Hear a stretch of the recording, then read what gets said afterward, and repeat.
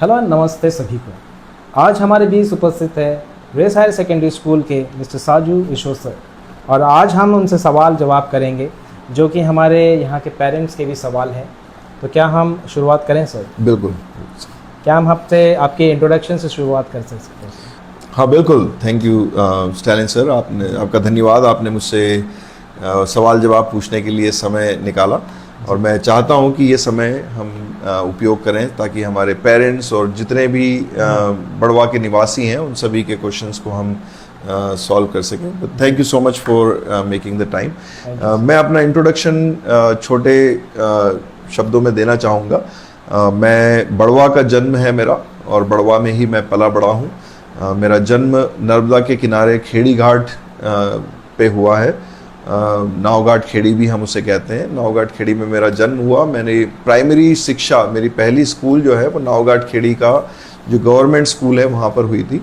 उसके बाद मैंने थर्ड तक की शिक्षा जो है, थर्ड तक की पढ़ाई मैंने सेंट पॉल स्कूल जो हमारे बस स्टेशन पे है वहाँ पर मैंने की।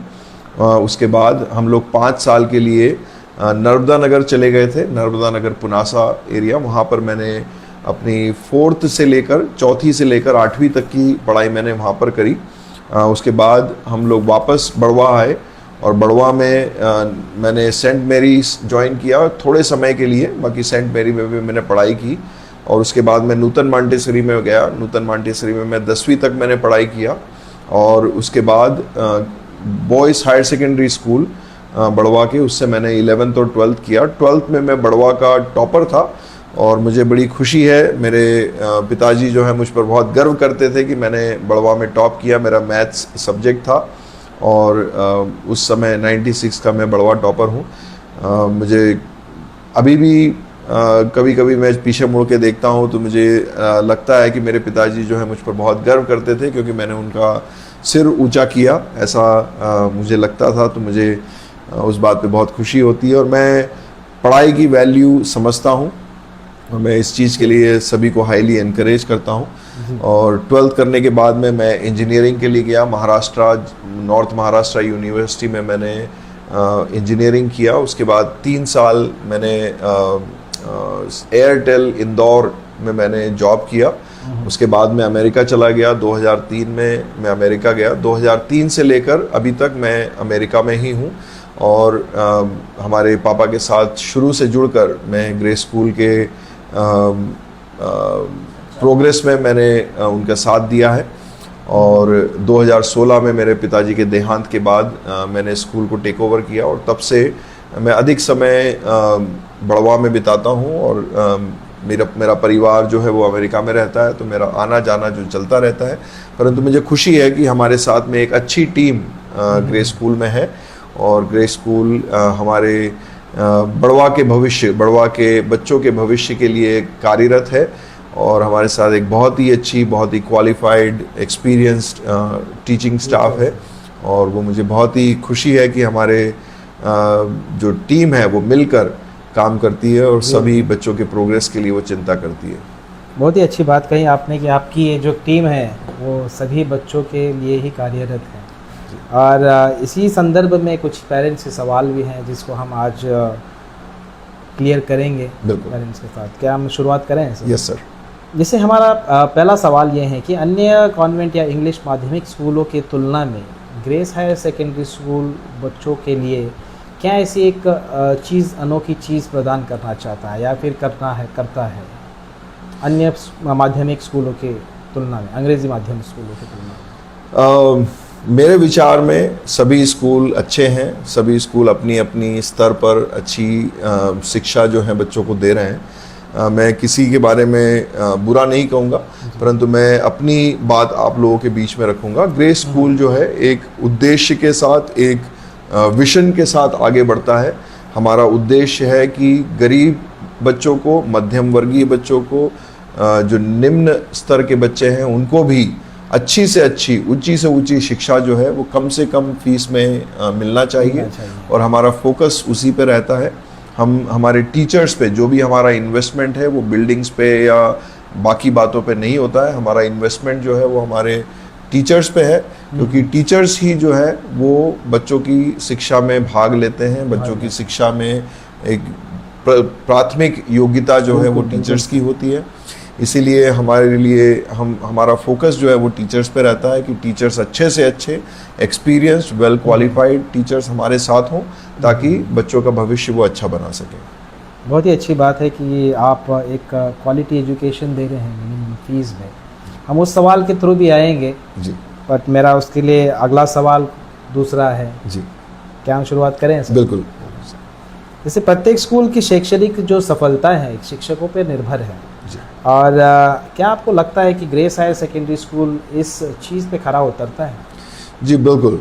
ग्रेस हायर सेकेंडरी स्कूल, मैंने जैसे पहले कहा, हमारी टीचर्स के ऊपर हमारा मेन फोकस रहता है कि टीचर्स वेल क्वालिफाइड हों, कोई गलत टीचर हमारे साथ ना जुड़े, ये हमारी पूरी कोशिश रहती है। ऐसे टीचर्स जो ट्यूशन पे फोकस करते हैं या ऐसे टीचर्स जो खुद के बिजनेस पे फोकस करते हैं, हम ऐसे टीचर्स हमारे साथ जोड़ना चाहते हैं जो सचमुच शिक्षा के लिए एक बोझ अपने दिल में रखते हैं कि मुझे बच्चों के भविष्य के लिए काम करना है, मुझे बच्चों का भविष्य बनाना है। तो जब ऐसे हृदय वाले लोग, ऐसे सोच रखने वाले लोग हमारे साथ जुड़ते हैं, तो हम मिलकर एक ही उद्देश्य के साथ कि हमको बच्चों का भविष्य अच्छा बनाने के लिए काम करना है, उस पर हम फोकस कर सकते हैं, उस पर हम काम कर सकते हैं। तो मुझे खुशी है कि हमारी टीम वैसी ही है। मैं आप लोगों को बताना चाहूँगा, हमारे प्रिंसिपल सर जो अभी हमारे साथ पिछले साल जुड़े हैं, उनका यहाँ पर ये अभी दूसरा साल है, तीसरा साल है एक्चुअली।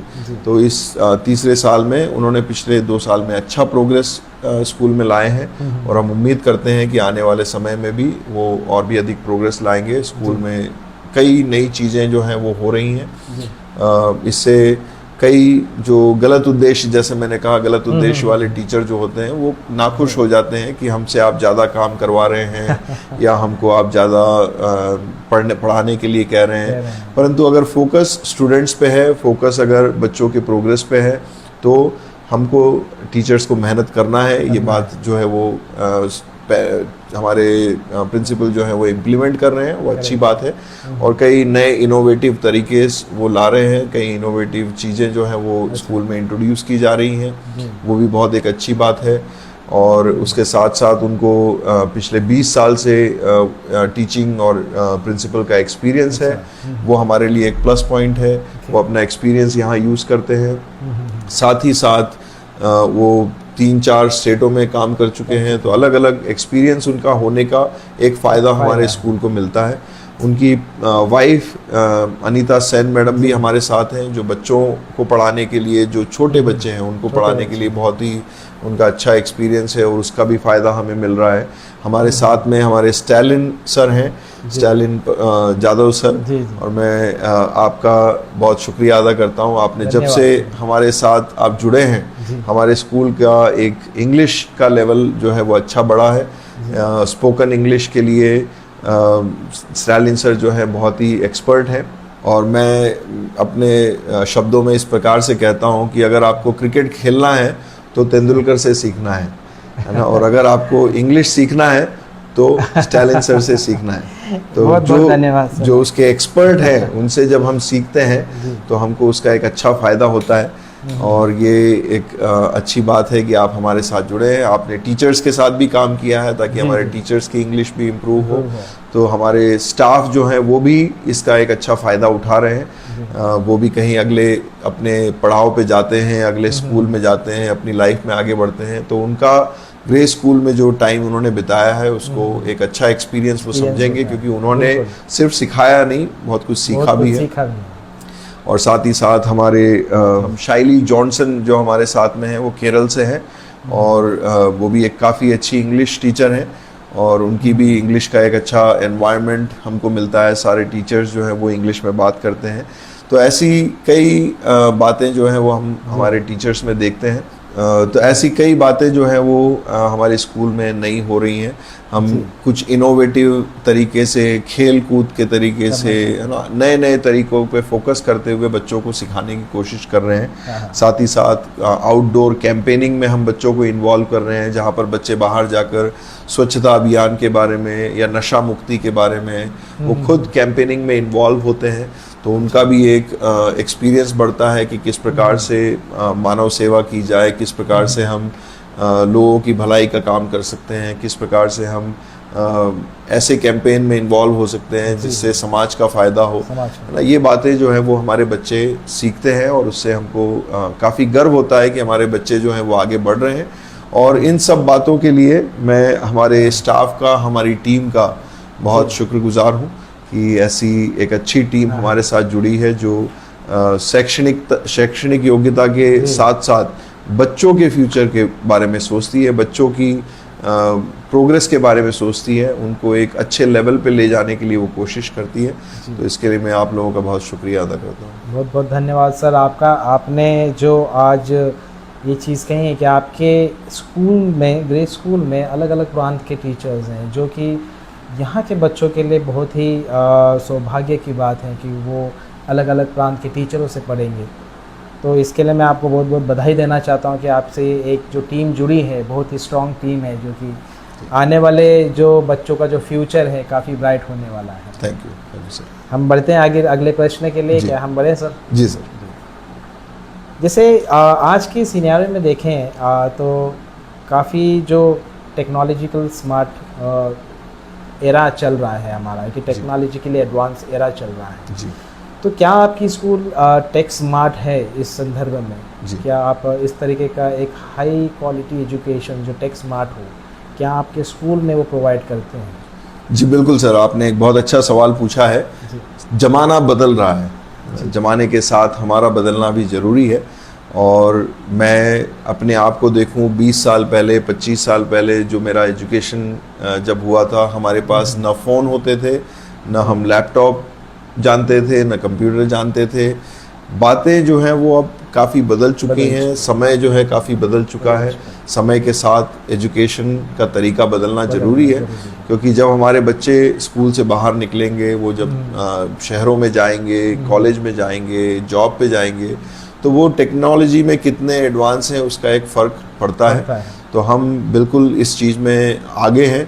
हम इस बात को सोचते हैं कि हम किस प्रकार से अपने बच्चों में एडवांस तरीकों को ला सकते हैं, किस तरीके से हमारे बच्चे एडवांस हो सकते हैं, ये इस बात की हम पूरी कोशिश करते हैं। हम स्मार्ट क्लासेस हमारे स्कूल में हैं, हमारे स्कूल में कंप्यूटर लैब्स हैं जिसके द्वारा बच्चे एडवांस टेक्नोलॉजी सीख रहे हैं।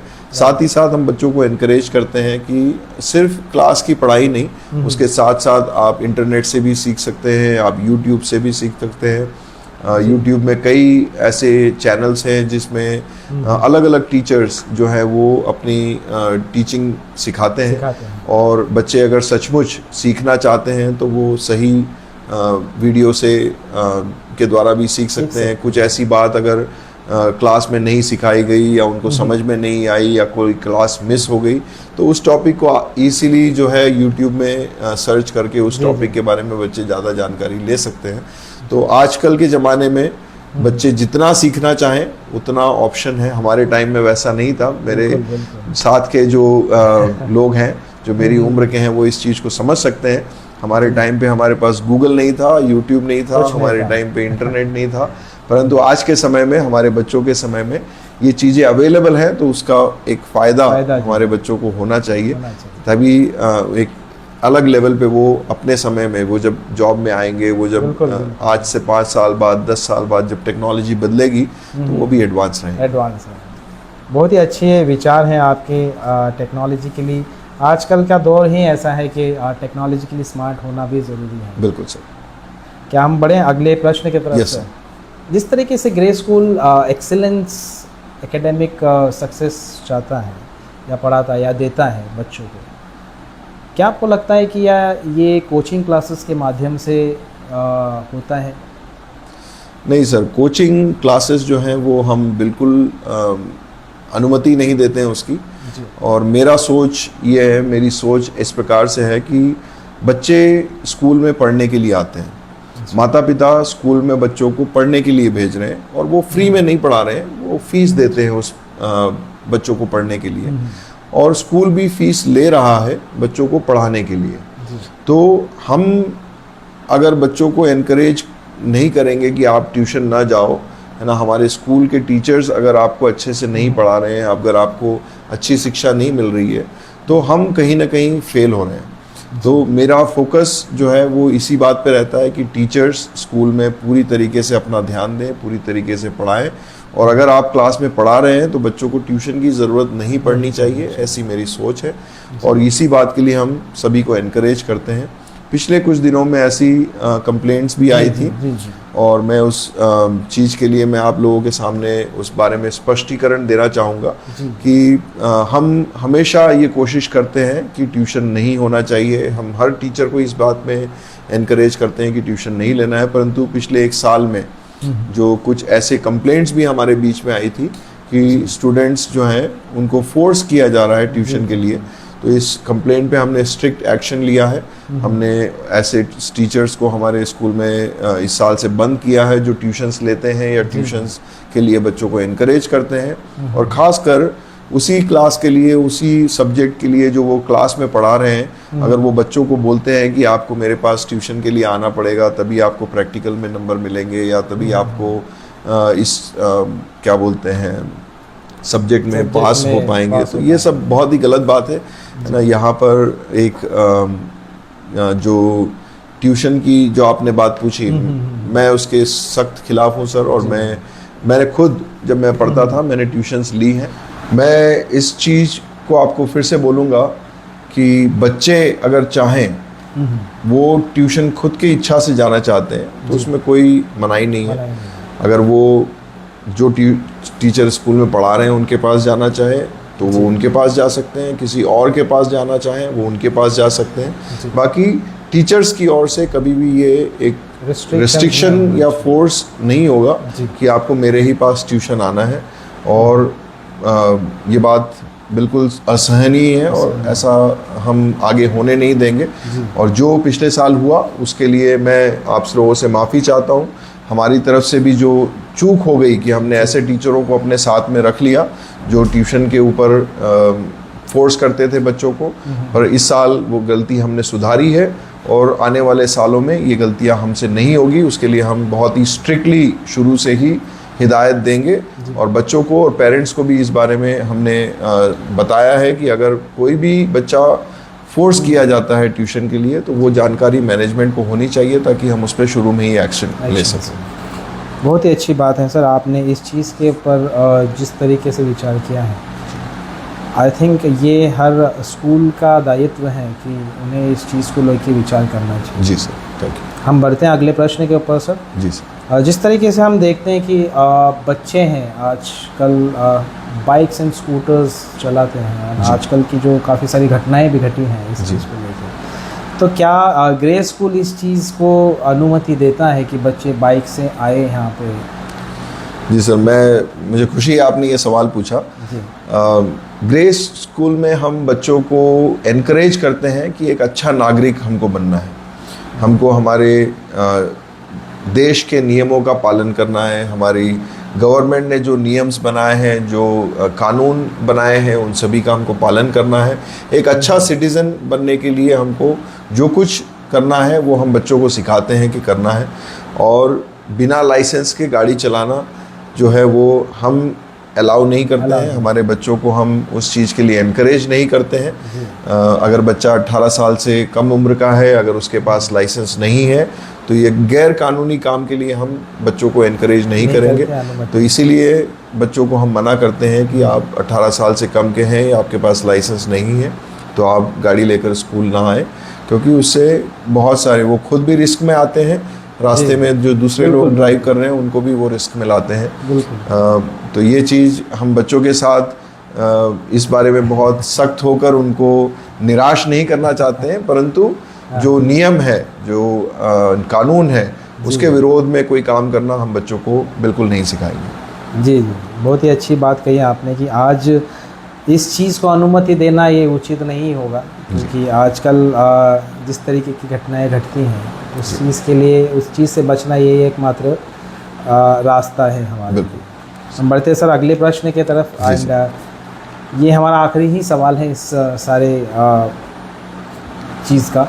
एंड मैं अगला प्रश्न बच्चों से रिलेटेड ही प्रश्न है कि आजकल जैसे बच्चे काफ़ी एडवांस्ड हैं, उनकी थिंकिंग काफ़ी एडवांस है, एंड जिस तरीके से फ्रिक्शन होता है टीचर्स के बीच में, कभी कभी होता है कि वो ऐसी चीज़ें करते हैं जो उनको लगता है कि वो सही हैं, और उनको लगता है कि उनकी आवाज़ कहीं ना कहीं दब रही है। तो ऐसी चीज़ों में वो चाहते हैं कि अपनी एक आवाज़ रखें, अपनी एक बात रखें मैनेजमेंट के सामने। तो इस संदर्भ में कोई ऐसी एक स्कूल में कोई इस तरीके की फैसिलिटीज़ हैं जिसमें बच्चे अपनी आवाज़ रख सके, अपने सही गलत जो निर्णय हैं या फिर जो प्रश्न हैं वो समक्ष मैनेजमेंट के सामने रखें? बिल्कुल सर, मुझे खुशी है आपने ये सवाल पूछा। मैं खुद मैं स्कूल का डायरेक्टर हूँ, और मैं खुद हमारे 10th 11th और 12th के बच्चों के लिए मैंने एक लीडरशिप की क्लास जो है मैं ले रहा हूँ, और उस क्लास में मेरा उद्देश्य ये है कि बच्चे खुलकर मुझसे बातें करें। इन लीडरशिप की क्लास का उद्देश्य ये होता है कि बच्चे जो हैं हमारे वो समाज में एक अच्छा व्यक्ति, एक अच्छा लीडर बनने के लिए तैयार हों। जब वो 12th करके बाहर निकले, हमारे स्कूल से बाहर जाएं, किसी कॉलेज में जाएं, कल को वो जब किसी जॉब में जाएं तो उनकी लीडरशिप क्वालिटी जो है वो डेवलप हो चुकी हो, ताकि वो कहीं पे भी जाएं उनको सरवाइव करने में दिक्कत ना आए। वो किसी कंपनी में जाए तो उनको मैनेजमेंट पोजीशन लेने में दिक्कत ना आए। उनकी लीडरशिप क्वालिटी जो मेनली जो निर्भर करती है वो उनके बोलने पे निर्भर करती है ना, कि उनको बोलना अच्छे से आना चाहिए, अपनी बातों को प्रेजेंट करना अच्छे से आना चाहिए। तो उस बात के लिए मैं जब 12th करके निकला था, मैं उतना तैयार नहीं था, है ना। मैंने अपनी लाइफ में बहुत स्ट्रगल किया उन बातों को सीखने के लिए, उन बातों को समझने के लिए, और आज मैं समझता हूँ कि मैंने दुनिया देख ली है ना। मैं अलग अलग घाट का पानी पी चुका हूँ, और मैं बहुत कुछ उन एक्सपीरियंसेस से सीख चुका हूँ। तो उन एक्सपीरियंसेस को जो मैं जिस दौर से गुजरा हूँ, मैं चाहता हूँ कि हमारे बच्चे मेरे उस एक्सपीरियंस से सीख लें, तो उनको उतनी तकलीफ़ ना हो जितनी तकलीफ़ मैंने उठाई है, या जितनी स्ट्रगल मैंने की है वो स्ट्रगल्स उनके जीवन में ना आए। तो ये लीडरशिप की क्लास में मैं उनके साथ 1-on-1 बातें कर रहा हूँ, और वो खुलकर मुझसे बातें कर पाएँ, कुछ बोल पाएँ टीचरों के बारे में, स्कूल के बारे में, क्या इम्प्रूवमेंट सजेशंस हैं उसके बारे में। ये सारी बातें जो हैं मैं उनसे खुद सुनूं और उसके हिसाब से इम्प्रूवमेंट कर सकूं, ये मेरी कोशिश है। परंतु जैसा आपने कहा, कई बच्चे जो हैं वो हिचकिचाते हैं या नहीं बोल पाते हैं, या उनको ऐसा लगता है कि उनकी आवाज़ नहीं सुनी जाएगी, या कई बार इवन टीचर्स के बारे में अगर वो कुछ बोलें तो शायद टीचर्स नाराज़ हो जाएंगे। ऐसी बातें भी रहती है, तो वो खुल के नहीं बोल पाते हैं। तो इसीलिए हमने एक सजेशन बॉक्स का एक तरीका निकाला है, ताकि जो बच्चे या जो स्टाफ अपनी बातों को खुल के नहीं बोल सकते हैं, वो बिना अपना नाम लिखे जो है सजेशन बॉक्स में उनकी सजेशंस या कंप्लेंट्स को हैं डाल सकते हैं। और वो सजेशंस कंप्लेंट्स हर वीक हम लोग रिव्यू करते हैं, और उस पर हम लोग चर्चा करते हैं, उस पर इमीडिएट एक्शंस लिए जाते हैं, ताकि उन बातों को हम करेक्ट कर सके जो हमारे स्टूडेंट्स, हमारे पेरेंट्स जो हैं जिसमें स्ट्रगल कर रहे हैं। तो हमारी तरफ से इम्प्रूवमेंट के लिए हमेशा ये कोशिश रहेगी कि हम स्टूडेंट्स से और पेरेंट्स से सुने कि वो किस चीज़ को बदलना चाहते हैं, या किस चीज़ में इम्प्रूवमेंट चाहते हैं, या कौन बच्चा कहाँ स्ट्रगल कर रहा है। ये सारी बातें जो हैं वो हम तक पहुँचेगी तो हम उसको बिल्कुल रिजॉल्व करेंगे। ये हमारी इच्छा है और उद्देश्य है। जी, बहुत ही अच्छा प्रयास है सर, आप जिस तरीके से ये कार्य कर रहे हैं बच्चों के लिए। मेरे ख्याल से आने वाली जो पीढ़ी रहेगी वो आपका बहुत ही धन्यवाद करेगी इस चीज़ के लिए कि आपने उनके लिए जो कार्य कर रहे हैं। Thank you sir. एक बहुत ही सराहनीय कार्य है। और आपने आज जिस तरीके से जो हमारे पालक हैं, यानी कि जो पेरेंट्स हैं, उनके कुछ प्रश्नों के जवाब दिए, मैं चाहता हूँ कि पालक इसी तरीके से कुछ अन्य प्रश्न हो आगे चल के तो आप निश्चित रूप से कर सकते हैं। डायरेक्टर साहब जिसे हमारे साजू ईसू सर जी हैं, इनसे डायरेक्टली आप बात भी कर सकते हैं। और किसी भी प्रकार के प्रश्न हो आप सीधे इनसे संपर्क में बात कर सकते हैं। बहुत बहुत धन्यवाद सर आपका, आज आपने समय दिया हमें और इन जो पेरेंट्स के जो प्रश्न हैं उनको काफ़ी सुंदर तरीके से आपने बताया। इस चीज़ के लिए मैं पेरेंट्स की तरफ से बहुत बहुत धन्यवाद करना चाहता हूँ। Thank you sir. Thank you so बहुत मच। बहुत धन्यवाद। Thank you.